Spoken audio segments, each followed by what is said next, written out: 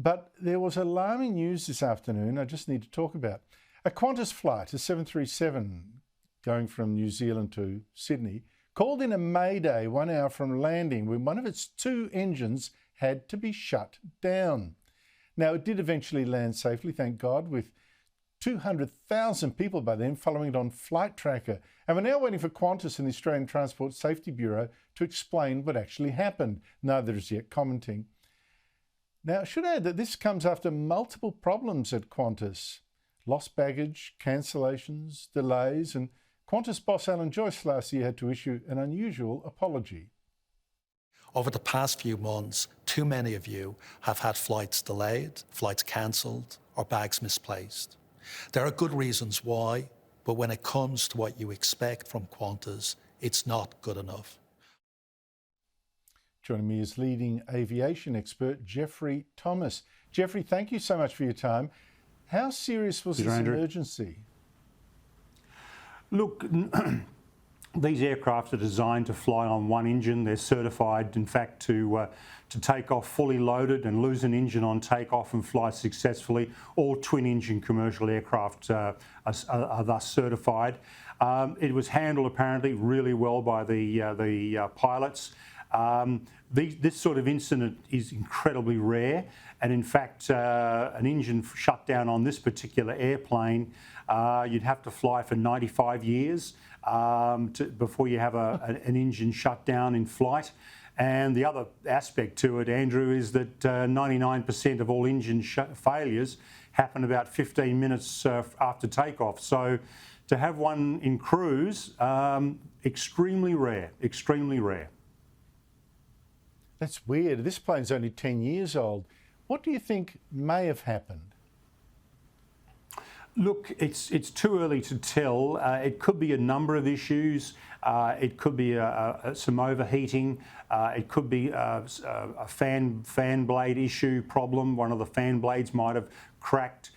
There's a number of things that could have gone wrong, and we're yet to determine exactly. It might take weeks before we actually know, and that's why the pilots called a mayday initially, because they were we have a problem, and let's call a mayday, which is the highest level of emergency.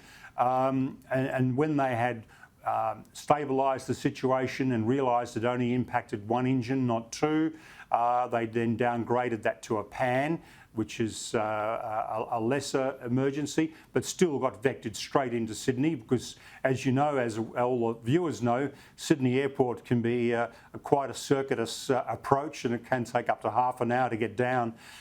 So they got priority straight in. Geoffrey Thomas, like you say, we're just speculating now because the Qantas doesn't say anything. We don't really know.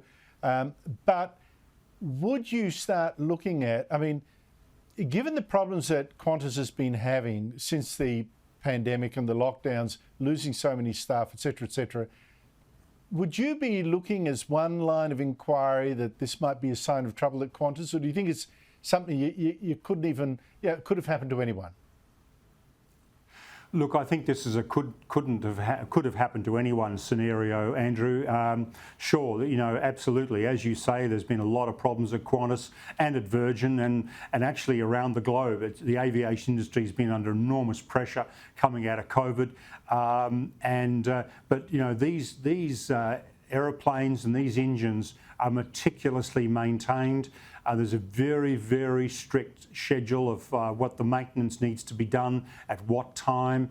And in many, many cases, the actual maintenance of the engines is actually done by the engine manufacturer. It depends. It depends on aircraft type, airline, the arrangements they come to. But I don't believe this is part of the baggage problems and the cancellation flight problems that Qantas has had. I believe this will be a freak event. As I mentioned earlier, these things are incredibly rare.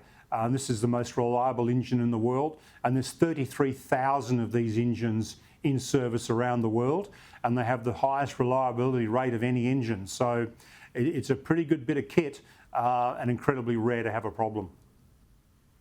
And of course, Qantas maintains this perfect record, no crashes, no fatalities in crashes at all in its entire history. Geoffrey Thomas, thank you so much for your time. Really appreciate it.